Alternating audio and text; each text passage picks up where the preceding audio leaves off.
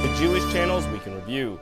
Sitting down with a leading Republican candidate for mayor, fighting for a child's life, and a call for assistance, how English-speaking audiences are enjoying Yiddish theater classics, and more of the Jewish news that's changing your world right now in this episode of the Week in Review. Hello, and welcome to the Jewish Channel's Week in Review. I'm Stephen I. Weiss. There's already a replacement for the Jewish charity executive removed in sudden fashion last week over allegations of financial irregularities. New York City's Department of Finance Commissioner David Frankel will take the reins as CEO of the Jewish organization that mobilizes more than $100 million per year on behalf of those in need, the Metropolitan Council on Jewish Poverty. The organization serves thousands through food, housing, and other assistance in a New York area where 1 in 5 Jews lives in poverty. Frankel is replacing the longtime Met Council head Willie Rapfogel, who was fired abruptly last Monday after an internal investigation at the organization discovered what they called, quote, financial irregularities. Reports in New York media suggest the financial irregularities include making inflated payments to the organization's insurer, Century Coverage, and that Century Coverage would then use those funds to make political donations on the organization's behalf, as well as perhaps to give some of the funds directly to Rapfogel. The State Attorney General's office has said it is conducting a, quote, ongoing criminal investigation into this activity. The new CEO, David Frankel, will take his new position after the high holidays on September 30th. Before his work on New York City's Department of Finance starting in 2009, Frankel worked in executive leadership at Morgan Stanley and AIG for more than 15 years, after a law career lasting more than a decade, and several stints in public service. The choice of Frankel came with an endorsement from Mayor Michael Bloomberg and with statements from board members and others praising Frankel's integrity. That a government official with a background in financial oversight was chosen by the Met Council's board could be part of an effort to reestablish legitimacy with government officials amid concerns over the organization's future funding. Contrary to a common perception that the Jewish community funds much of the relief for those in need, the Met Council actually receives approximately 90% of its funding from the government. And now, a large chunk of those funds are in limbo. The city has frozen funding for the Met Council amid the allegations about Rapfogel's activity, according to a report in the New York Jewish Week. City Hall spokesperson Cameron Mumtaz told the Jewish Week's Adam Dichter, quote, all pending awards have been put on hold until an investigation by DOI is completed. In other news of well-known Jewish figures leaving work in disgrace, Major League Baseball player Ryan Braun, who has been suspended from baseball for 65 games amid allegations he used performance-enhancing drugs, apparently tried to use claims of anti-Semitism to forestall league punishment for a previous suspension, according to ESPN. ESPN reported that Braun lobbied veteran players in 2012 to gain their support while he appealed his 50-game suspension that year, an appeal that Braun eventually won when he proved that the sample collector in his case had failed to properly account for the chain of custody. In an effort to discredit the sample collector, Braun also claimed that the man was both a Cubs fan and an anti-Semite, according to ESPN. ESPN ran a statement from an anonymous person close to Braun in response to the report, which read in part, quote, he has acknowledged his mistakes, accepted his punishment, and is beginning to make amends and will comment at an appropriate time. Moving on, New York City is going to be electing a new mayor for the first time in 12 years this fall, and for the first time in 20 years, it is likely to be the case that there won't be a Jewish candidate on the general election ballot. Here at the Jewish Channel, we're interviewing the major candidates hoping to replace Mayor Michael Bloomberg. Joe Lhota is running for the Republican Party nomination and was recently chairman of the Metropolitan Transportation Authority, or MTA. He served in several leadership roles in the administration of former Mayor Rudy Giuliani and worked in the private sector for much of the Bloomberg administration years at Cablevision and the Madison Square Garden Company. He recently stopped by for an interview, and here are the highlights. One of the questions I'm asking every candidate is to give a sense of where they feel the city is today in terms of where they think it reasonably could be in 10 or 20 years. Here's what we need to do going forward.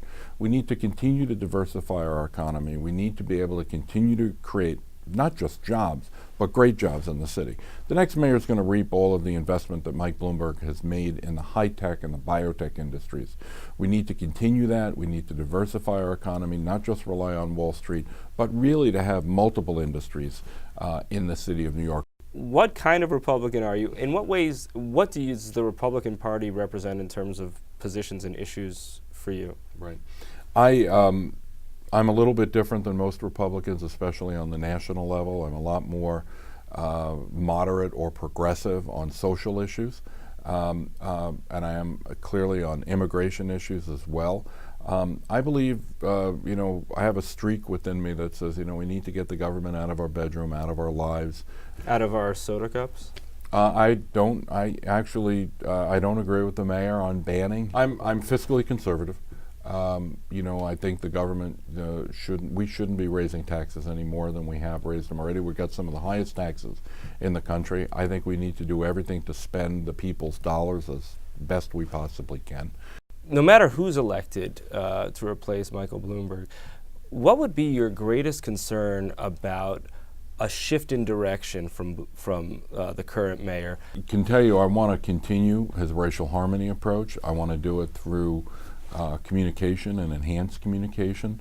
I want to make sure that the police department continues to have a laser-like focus on reduction in crime. I think the most recent report or the ruling that came out from the federal judge on stop, question, and frisk is going to put crime and crime reduction in danger of going up again and seeing crime go up again. Because I don't want to be the mayor who starts to see crime going up. I will do everything I can to give the NYPD the resources to keep crime down.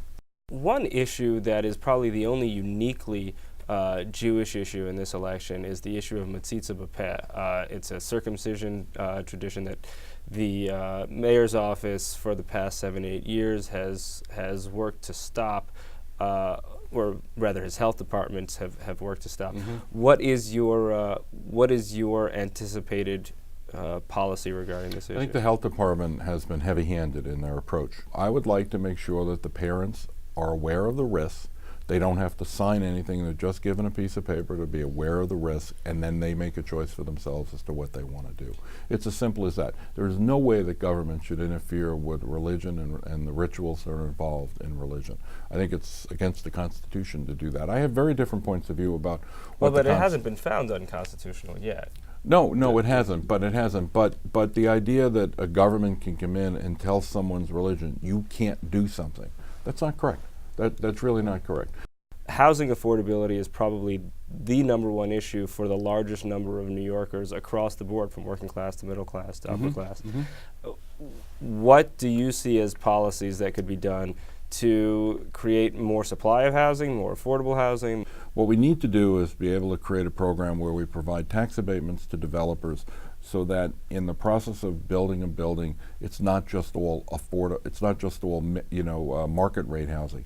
That 20 to 30% of it has to be affordable housing.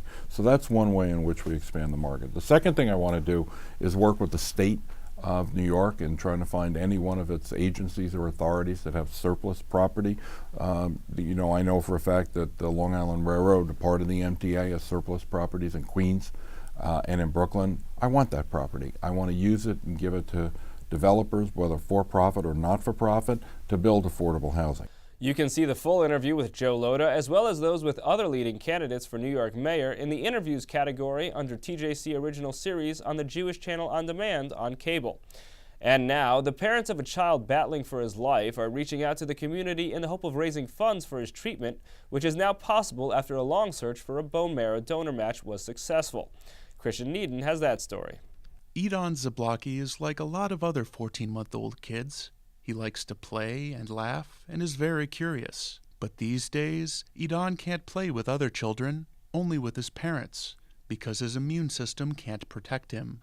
That's because Idon suffers from the extremely rare X-linked hyper-IgM disorder, affecting 2 in every 1 million people. I visited Idon and his parents, Akiva and Amanda, at their home on Manhattan's Upper West Side and discussed Idon's condition, as well as their efforts to raise funds through ucaring.com for his condition's only known cure, a bone marrow transplant and chemotherapy treatment that will allow Idon to live a longer and better quality of life. Without the transplant, again, average age is 24, and most likely he won't live past his 3rd decade of life. That's with giving him weekly infusions of antibodies and with him limiting his exposure to people and with a lot of hospital stays along the way. Even with that, he will eventually get something that they can't cure because they don't have the answers to everything. The Zablockis learned of Idan's condition when, at 8 months, he was treated for a rare form of pneumonia. Before that, he had been a normal, healthy infant. I took swimming classes with him at the JCC at 6 months, and he was fine. He was with a lot of other kids. He saw his cousins every day. To treat Idan's hyper-IgM, the Zablockis have chosen Seattle Children's Hospital because its approach to chemotherapy is less toxic and will reduce Idan's chances of dying during the bone marrow transplant or of being sterile afterwards. This comes after their search for a bone marrow donor. They did a search, and they found actually 4 unrelated donors that are young adult males. We don't know who they are, and they're 10 for 10 matches. So we're going to go with one of those matches. And the process itself, we'll be moving out to Seattle eventually, and it's going to be around 4 to 6 months stay in the hospital in isolation during that whole process. The cost of the transplant will be between $600,000 and $1 million, but Seattle Children's is not in the Zablocki's insurance network, putting them on the hook for at least $250,000 to $650,000 of the cost. There's also the issue of uprooting their lives and moving to Seattle for 6 months. We've been in touch with the Jewish community there and started to make relationships, but we don't really know anybody besides a couple of friends that I have living out there. All our family are in the tri-state area or Israel, but a lot of support is here. So it's scary, the journey out there. To see more from Idan Zablocki and his parents, and to find out how you can donate to his treatment at youcaring.com/fundraise for Idan, please tune in to the full broadcast Finally, edition the world of the of Week Yiddish in Review. culture has been lost to so many simply because the language has largely fallen into disuse. But an effort to translate Yiddish plays and bring them to new audiences is the goal of the New Worlds Theater Project, as Meredith Gansman reports. You've seen coverage of new Yiddish theater offerings many times on the Jewish Channel, but typically the productions are done in Yiddish. However, the New Worlds Theater Project is doing something a little differently and translating Yiddish theater into English or other languages. Ellen Peritzman is the producing artistic director of the New Worlds Theater Project. Ellen, thank you for joining me. Thank you for having me. So, Ellen, tell me how you originally got introduced to the Yiddish theater. Yiddish is my first language. I came to it late in life. Actually, I didn't know much about Yiddish theater growing up. It was when I discovered the Volksbühne when I was living in New York that I became aware of Yiddish theater, specifically through the program they did of readings of classic plays.